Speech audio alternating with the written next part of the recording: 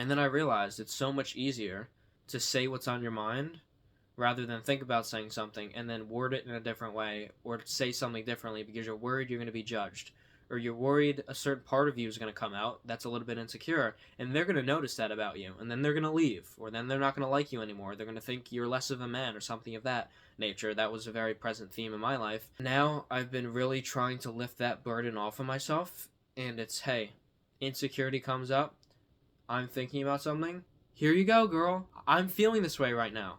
What are you to do with this information? It's no longer, fuck, I can't tell, I'm going through this experience, I'm suffering, I can't tell her because then she's gonna view me as less than a man. Here's what's crazy. For the first time in my life, I'm starting to fully embody that authenticity, and it's doing wonders. The level of connection we feel with each other is something that I don't think either of us have ever experienced before, so it's very exciting and it's scary at the same time. I was talking about this with her. She was talking about something that was kind of coming up for her, and then it gave me the space to say something that I was going through. And then what did we realize? We realized we were having the exact same experience. Like, this is really exciting, but it's a little scary because things are like they're going so well in such a short period of time. Like, this has never happened before. It's very overwhelming. I'm feeling so many emotions for this girl, and I've not known her for very long. What the fuck is going on? And instead of running away, we had a conversation about it. A day or two before, I was just walking around my house. I was actually physically walking and then stopped. And I was overthinking and thinking about all this stuff, and I thought to myself, I feel like she might be having the exact same experience that I am. And we realized we both were. Sometimes we're afraid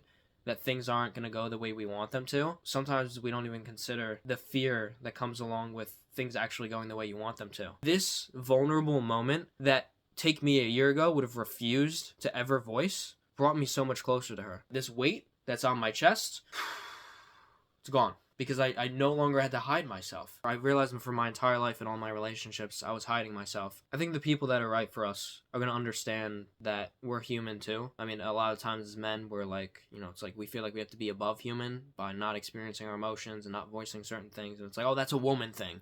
No, it's fucking not. The true authenticity, getting closer to what you desire in life, is actually being vulnerable in whatever is present, saying that. I'm pretty sure on my first date with this girl, I told her something I was insecure about. One of my new mentors talks about a lot is, he talks about integration. Integrating all these different parts of yourself. And the people that are not integrated with themselves and project their ideas onto everybody that they meet all the time, these are the people that run away. This has happened to me before. I think it's happened to you. We talked about it in the group before. A lot of the other guys are like, yeah, this happened. I voiced this thing to my girl, and then she uses it.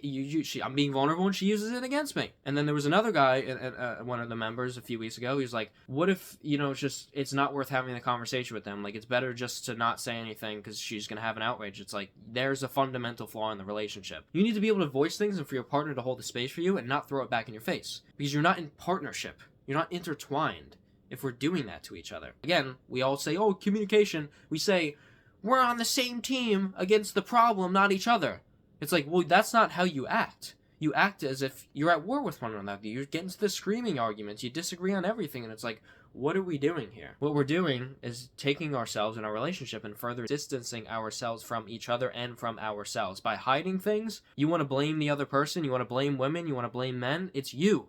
It's us. Now, people use these things against you. That's not your fault. It's a reflection of them. But you have to ask yourself, when you get so afraid and so upset that the relationship isn't going to work out from there moving forward, the thing to realize is, hey, how could I ever be with somebody long-term that continues to throw things back in my face? Then you ask the further question, do I deserve that? Then you ask the further question, why do I continue to put up with this? Why does it keep going on? Why do I keep attracting toxic people into my life? Why do I keep getting love bombed? You allow those people to come in because that's all you know.